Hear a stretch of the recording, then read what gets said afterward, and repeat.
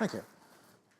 And as I said before my talk a little earlier, with respect to the EA community, from the bottom of my heart, thank you for existing. Of course, I get a little jaded since we work together with CEA in the same office space, but I do try to try to remember how wonderful it is. Okay, this talk is going to be a bit condensed and crowded. I think I may be pushing the limits of that a little bit. I'm not sure. I haven't given this talk before. But I will plow forward at some brisk pace, and this is a marvelous group of people, and you will, I trust, keep up wonderfully. Yes, okay. So, Paretotopian goal alignment. This worked a moment ago. There we go. Key concept, Pareto-preferred futures, meaning futures that would be strongly, approximately preferred by more or less everyone. If one can have futures like that that are part of the agenda, that are being seriously discussed, that people are planning for, perhaps you get there. Strong goal alignment can make a lot of outcomes happen that would not work in the middle of conflict.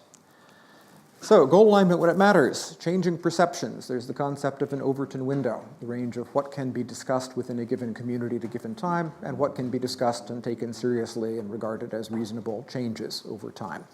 It also changes with the community. The Overton window for discourse in the EA community is different from that in, the public sphere in country X.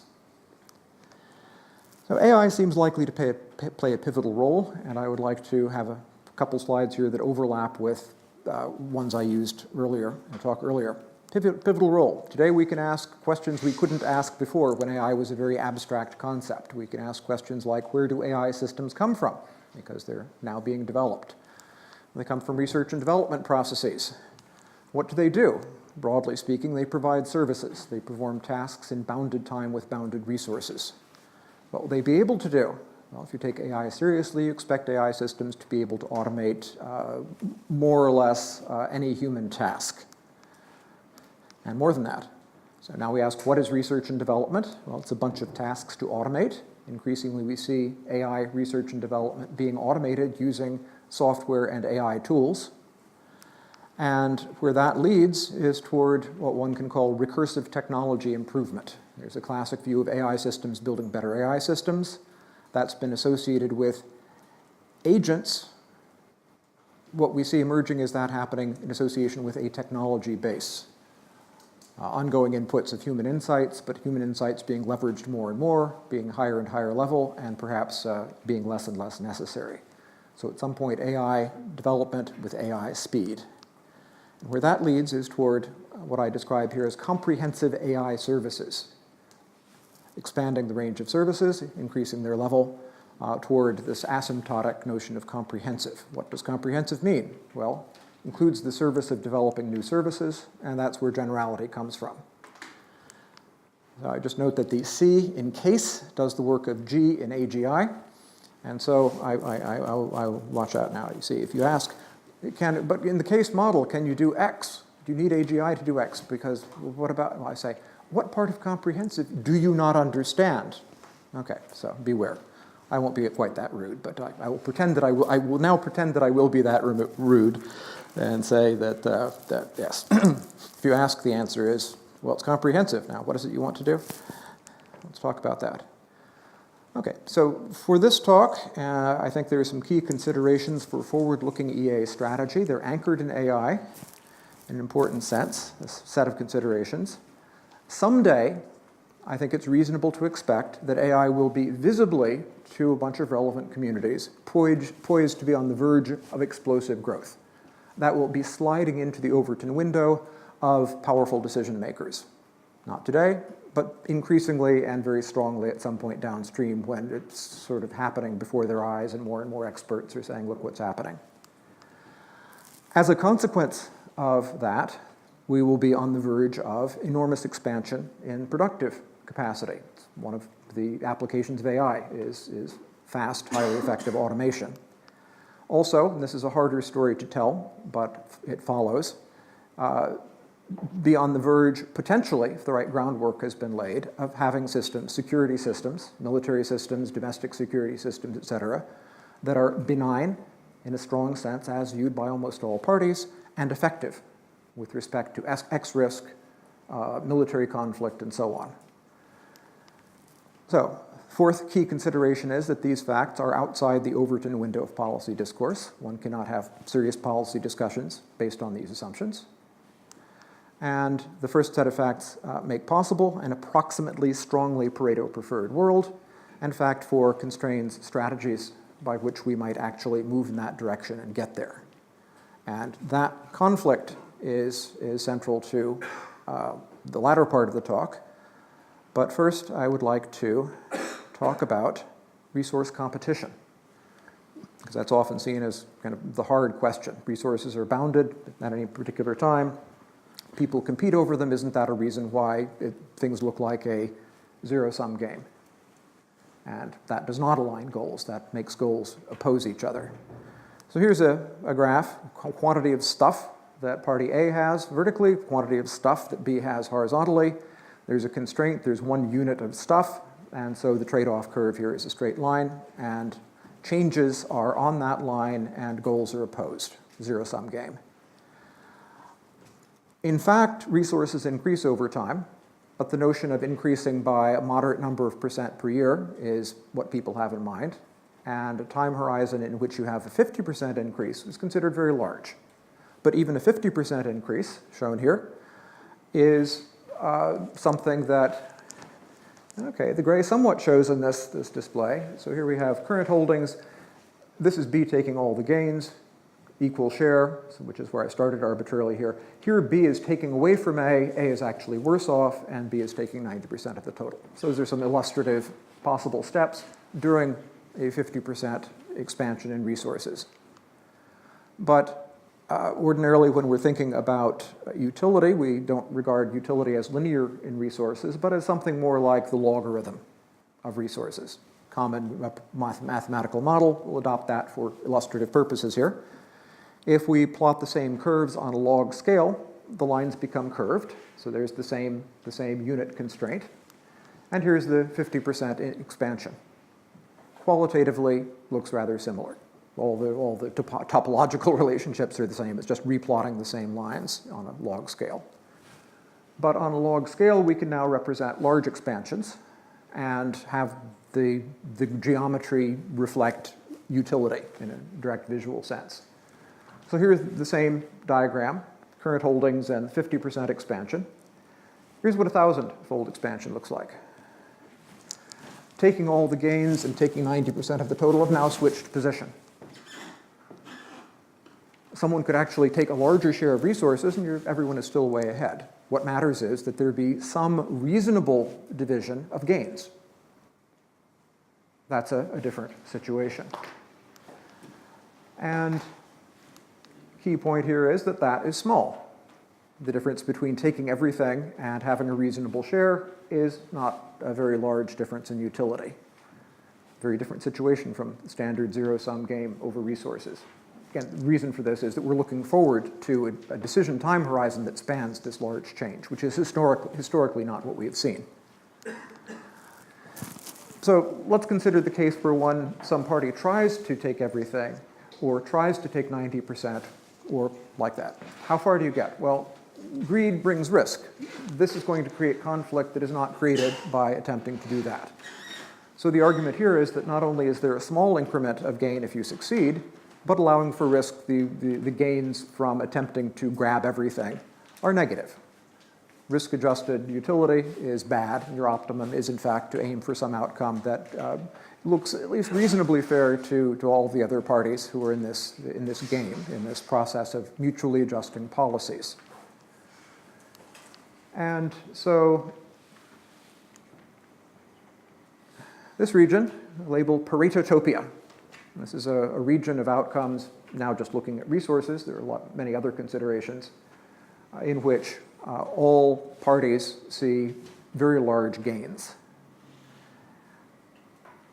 So that's a different kind of future to aim at. It's a strongly goal-aligning future if one can make various other considerations work. Problem is, of course, that this is not inside the window of discussion that one can have in the serious world today. Well, first, about what one can do with resources plus strong AI. You can eliminate poverty while preserving relative wealth. Relative wealth. The billionaires remain on top. They build starships.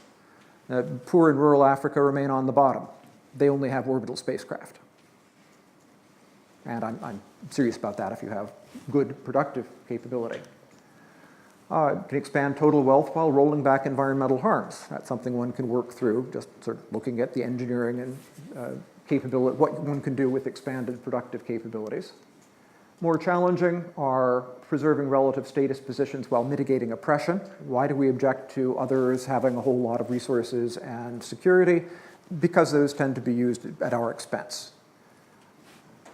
One can describe situations in which oppression is mitigated and in a stable way. Structured transparency is a concept I will not delve into here, but is related to being able to have inherently defensive systems that circumvent the security dilemma. Security dilemma being I'm developing military systems purely defensively. Oh, but they have multiple uses. They look dangerous to you. So you develop military systems defensively, quote unquote. But those look dangerous to me, and so you have an arms race. It's the so-called security dilemma. If one were able to build truly effective, genuinely defensive systems, it would provide an exit door from that arms race process. So again, these opportunities are outside the Overton window of current policy discourse. So where are we today? Now, technological perceptions. On the left, we have credible technologies. On the right, realistic technologies, given what engineering and physics tell us is possible. And the problem is that these do not overlap. Credible and realistic are disjoint sets. It's a little hard to plan for the future and get people aligned toward the future in that situation. So that's a problem. How can one attempt to address it? Well, first we note that at present we have what I'll call track one policies, business as usual policies. What is realistic is not even in the sphere of what is discussed. Now, I would argue that we in this community are in a position to discuss realistic possibilities more. We are in fact taking seriously advanced AI. People take seriously the concept of the cosmic endowment. So we're willing to look at this. How do we try to bridge, how can we make progress in bridging between the world of what is credible in track one and what's realistic? Well, I think by finding technologies that are plausible. They're sort of within the Overton window in the sense that discussing contingencies, possible futures like that is considered reasonable. The concepts are not exotic. They're simply beyond what we're familiar with, maybe in directions that people are starting to expect because of AI.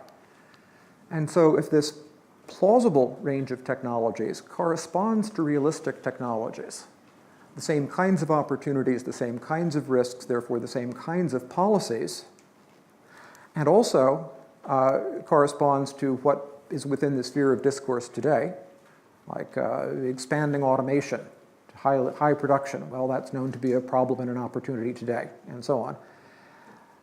Then perhaps one can have a discussion that amounts to, let's call it track two, where we have a community that is discussing, exploring potential goals and policies with an eye on what's realistic, explicit discussion of policies that apply that are both in the plausible range and the realistic range, having the plausible policies, the plausible preconditions be forward in discussion. So now you have some toehold in the world of what the serious people are willing to consider.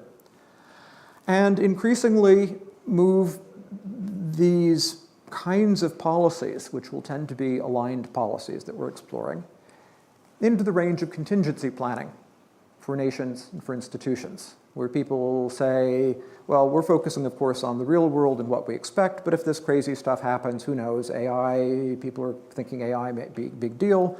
You folks are telling us that AI will expand resources, will make possible a change in the security environment, and so on.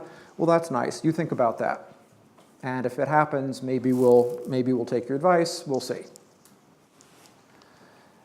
So in this endeavor, one has to work on assumptions and policies that are both plausible and would, if implemented, be broadly attractive. So that's a bunch of intellectual work. And the strategic context is one in which we will go to the next slide and spend a couple moments on this one first. So realistic, super intelligent level AI services, credible, extensive applications of high-end AI. People are talking about that. Physics-limited production, truly science fiction in quality. Well, a lot of the same issues arise from strong, scalable automation of the sort that people are already worried about in the context of jobs. Solar system scale energy, 10 to the 26th watts. Well, how about breaking constraints on terrestrial energy problems by having really inexpensive solar energy? You can expand power output, decrease environmental footprint, and actually do direct carbon capture if you have that amount of energy. Solar system scale resources, kind of off the table, but people are beginning to talk about asteroid mining. Resource efficiency, and one can argue that resources are not binding on economic growth in the near term, and that's enough to break out of some of the zero-sum mentality. Absolute defensive stability is realistic, but not something that is credible, but moving toward defensive stability is. So, and note, it's okay to be here. You don't necessarily, here in this room, have to take seriously super intelligent level AI services, solar system scale resources, and so on, to be playing the game of working within the range of what is plausible in the more general community, and working through questions that are of what would constitute Paretotopian goal-aligning policies in that framework. So the argument is that eventually reality will give a hard shove. Business as usual scenarios, at least the assumptions behind them, will be discredited. And if we've done our work properly, the policies that are based on those assumptions, the policies that lead to the idea that maybe we should be fighting over resources in the South China Sea, just looks absurd because everyone knows that in a future of great abundance, that's the wrong, you don't want to have a fight over that because it's fighting over something that's worthless. So if the right intellectual groundwork has been done, then when there's a hard shove from reality that is toward a future that has Paretotopian potential, there will be a coherent policy picture that is coherent across many different institutions, with everyone knowing that everyone else knows that it would be good to move in this direction. Draft agreements worked out in track 2 diplomacy, scenario planning that suggests it would be really stupid to pursue business as usual in arms races. That kind of work in place, that with a hard shove from reality, perhaps, in fact, we see a shift. Track 1 policies are discredited. The Paretotopian policies, people are asking, what do we do? What do we do? The world is changing. Well, this looks good. Fight over it, you probably lose. And if you fight over it, you don't get much if you win. So why not go along with what has been thought through in some depth and looks attractive? So that is the basic Paretotopian strategic idea. We look at these great advances, back off to plausible assumptions that can be discussed. In that framework, work through interactions with many, many different groups, reflecting diverse concerns that in many cases will seem opposed but can be reconciled given greater resources and the ability to make agreements that couldn't be made in the absence of, for example, strong AI implementation abilities, and end up in a different world.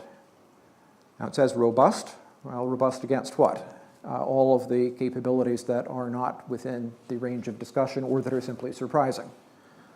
Compatible. Well, Paretotopian policies aren't about having one pattern on the world. It really means many different policies that are compatible in the sense that the outcomes are stable and attractive. And with that, the task at hand, at least in one of the many directions that the EA community can push, and a set of considerations that I think are useful background and context for many other EA activities, is formulating and pursuing Paretotopian meta-strategies, the framework for thinking about strategies. That means understanding realistic and credible capabilities and bridging the two. A bunch of work on both understanding what's realistic and what is credible, and relationships. Understanding and accommodating diverse concerns. One would like to have policies that seem institutionally acceptable to the US military and the Communist Party of China, and to billionaires, and also make the rural poor well off, and so on, and have those be compatible goals. And again, really understanding the concerns in the language of these communities. their conceptual language and actual literal idiom is a key direction to pursue. And that means deepening and expanding the circle of discourse that I'm outlining. And so this is a lot of work, a lot of hard intellectual work and downstream increasing organizational work. I think that pretty much everything one might want to pursue in the world that is good fits broadly in this framework and can perhaps be better oriented with some attention to this meta-strategic framework for thinking about goal alignment. And so thank you.